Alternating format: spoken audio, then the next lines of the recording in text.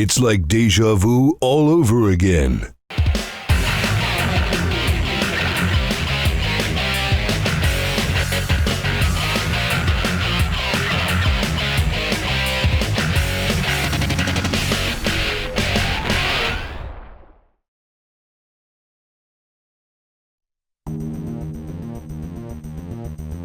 For Duke Nukem 3D's 20th anniversary, no, get out of here, Randy!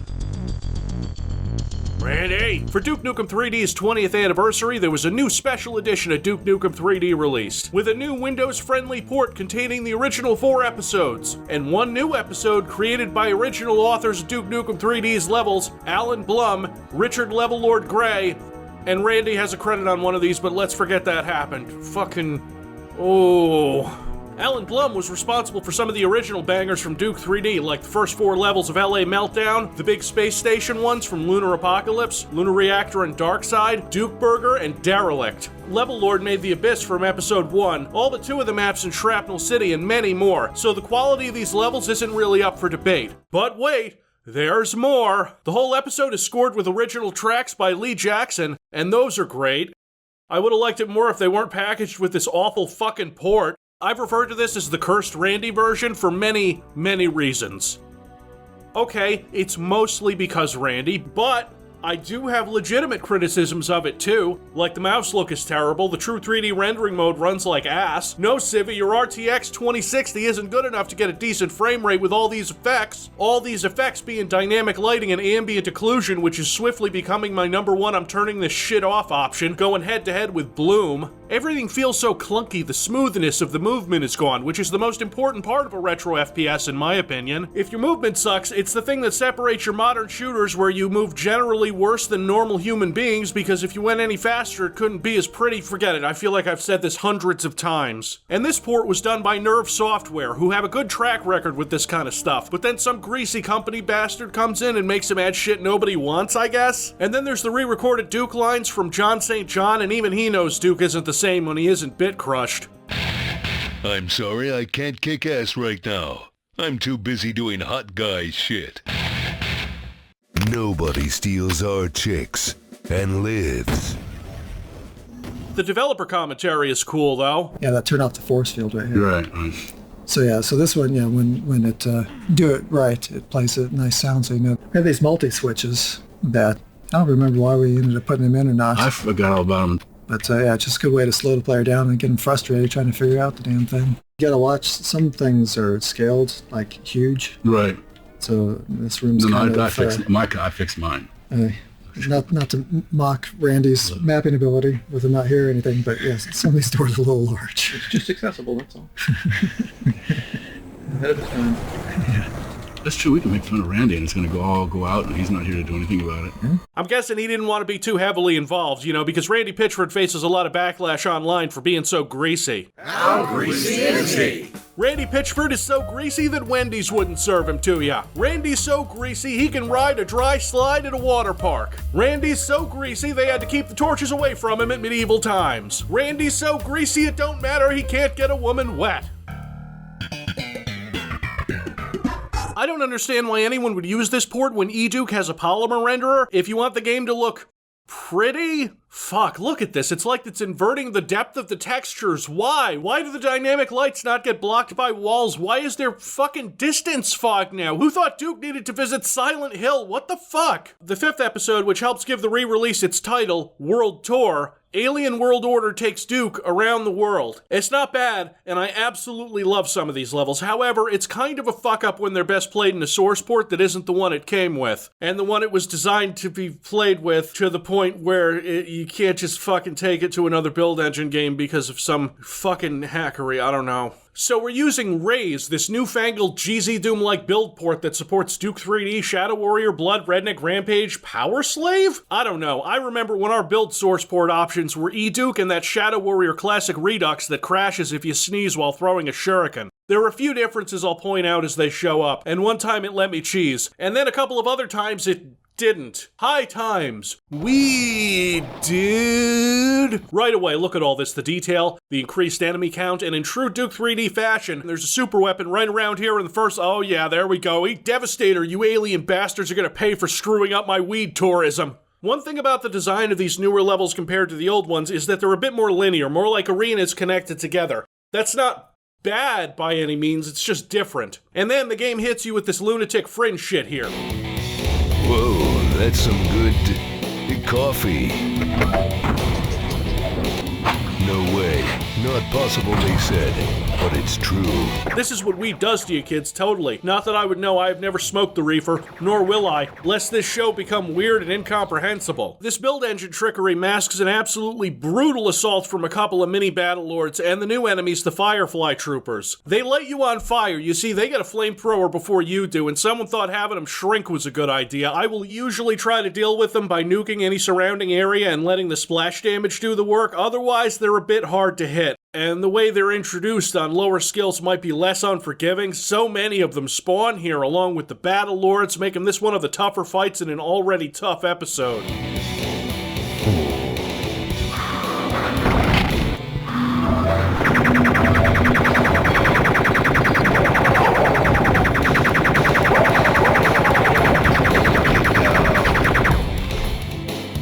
Trippy. Next time I have coffee, I better add some cream and sugar. Duke, stop being such a pussy and take this edible. Yeah, the whole thing. Do it, bitch.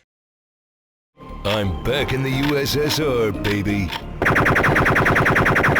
It turns out Level Lord lives in Russia and this Moscow level is his baby, and it's pretty good. And difficult.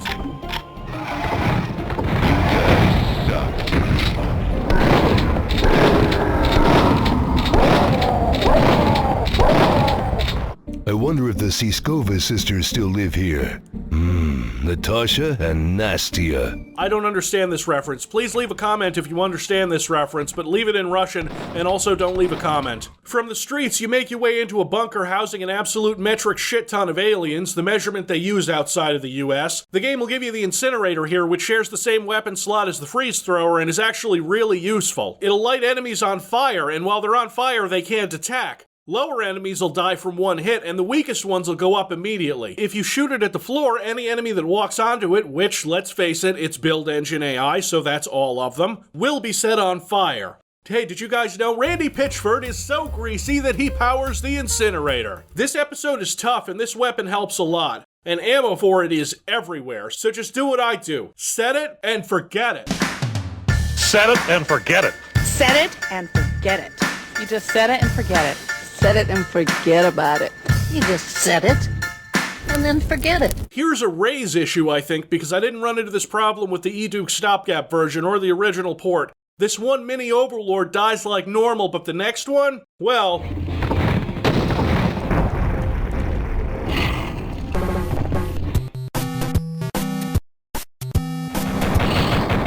he's still bleeding, though. If it bleeds, I can kill it.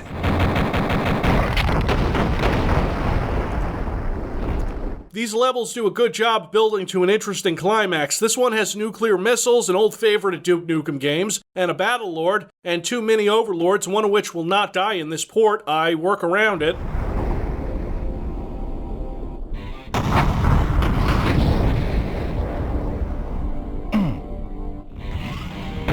I tried again, and it worked perfectly, so I guess this was a one-time freak accident kind of bug. There's supposed to be a big one in there, too. This episode goes nuts with these bosses. This is the one that Randy helped with, allegedly. Absolutely savage. It starts out at the World's Theater. Standard stuff before you go through a green police box. Oh, what's wrong, Gearbox? Are you worried about getting sued? And then you're outside the British House of Commons or something. The geography in this level is a little confusing. A small army, a couple mini-bosses, tanks, it's just a crushing amount of enemies before getting inside and fighting the Cycloid Emperor, who rules over the House of Commons, I guess, in a fairly player-unfriendly arena. You have some pillars to hide behind, but the splash damage can still get you. From England, you're off to Mirage Barrage, one of the more positively viewed maps in the expansion. Well, what's neat about this map is I based it off of the real pyramids, and this whole area here. You mean the shape? Yeah, the shape. That's uncanny. Too many drones. It's actually really cool despite how simple the opening maze parts are. Why so serious, Sam? You blow a giant hole in the pyramid, drop into it, run around doing a Fifth Element reference. The fifth element is always Duke. If you say so. I like the final part on the alien ship too. This level has so much more detail and work put into the terrain that you could never see in older Duke levels because they weren't designing maps that could be run with... Hold on, I have this. This is from the original Duke 3D manual, right? The minimum system requirements for this cutting-edge 1996 interactive experience. An IBM or 100% compatible 486 with 8 megabytes of RAM, a VGA graphics card, 30 megabytes of free space, a CD-ROM drive, and a sound card. But it was recommended that you have 16 megabytes of RAM. The secret exit in this level is behind a fake wall, which bugged me when I first noticed it. I saw this on the map and I was looking for a switch to open it, but now you just walk through. Prima Arena, off to Rome. This is a killer secret level, really good shit. It's tough as nails. You got a battle lord here in the center that's supposed to be one of the big ones, but it isn't in Rays. So when I find the jetpack in this level, it's right here. Go and get it. You won't find many. And I got a shrinker in the last map, so I feel really dirty doing this.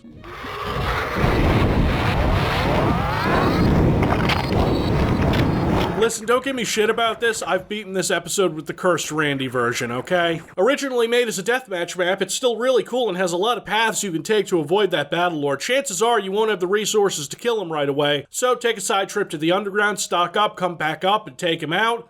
Good God, look at all these aliens.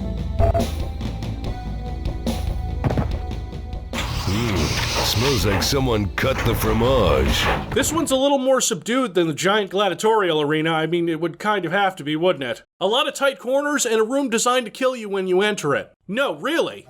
It feels like I should go this way. It does. What I want you to do is do that the first time. And then you get in there, the door shuts, and you're going to get killed. You can't survive. Yeah. That's my intention for you, like, damn it.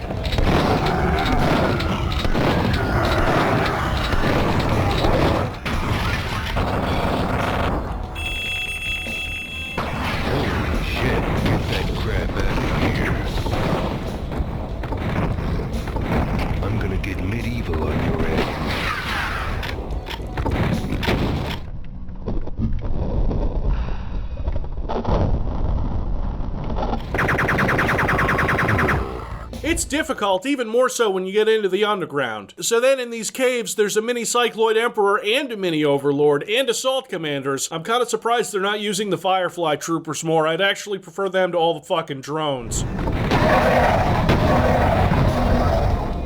The level ends inside of a spaceship where there's supposed to be a giant boss-sized battle lord, but... yeah, fuck you. Looks like San Francisco is a sanctuary for illegal aliens. Now this level is fucking mint. This level is top tier Duke 3D. It's enormous, feels like you're waging a one-man war on those alien bastards, and it's the penultimate level of the episode, so they throw everything at you. They've got submarines with the inside copied from the one in Death Row.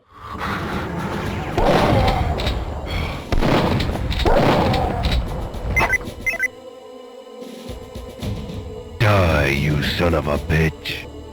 They've got a boat to take you across the destroyed bridge. They've got Alcatraz in the skybox. They've got San Nicolas Island over there too. What's... oh, fuck. Apogee 3D Realms shared universe when they get the rights to Duke back from Gearbox and Take-Two.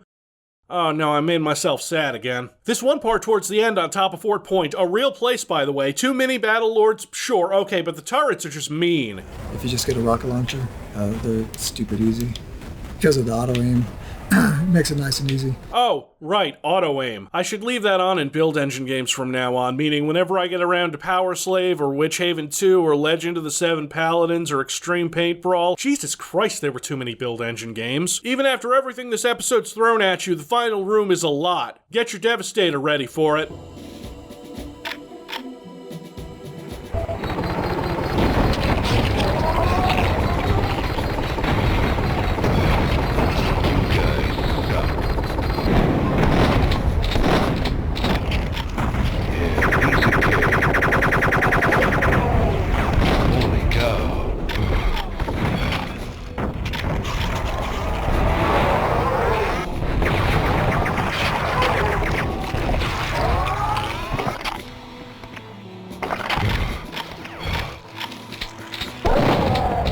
Like a bookend, here we are back in Hollywood, a short map that puts about as much resistance between you and the boss as possible. But you're the Duke. You're A1, and this is your town. Not Vegas. Fuck Vegas. Why is Vegas Duke's town anyway? He went to Vegas in one game. He's been in LA in like 10 different games. That's like saying Manhattan is his town. So you're climbing a mountain. Why is he climbing a mountain? You can see the Hollywood sign in the background. You can actually destroy that sign in maximum cool-ass Duke Nukem style.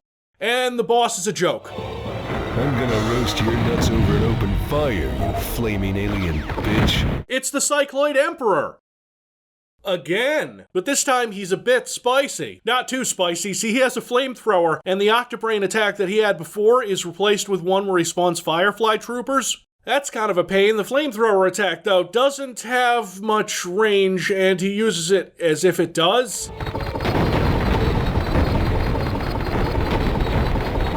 Die, you son of a bitch. And Duke, a man of his word. I wish I knew how to quit you. Oh man, from Brokeback Mountain, I remember that meme from like 2000, and people kept telling me this episode is shitty, and if you're playing with the Cursed Randy port, it is less good, mostly because of the mouse issues. Turn auto-aim on, I guess, I don't know, fuck me up. I'm gonna get comments about this. Civvy has a bad take on Alien World Order. Yeah, fuck Civvy. Civvy sucks. When are you gonna do Red Faction, Civvy? Was that a hint that I'm doing Red Faction next? No, because I'm doing Prey 2006 next.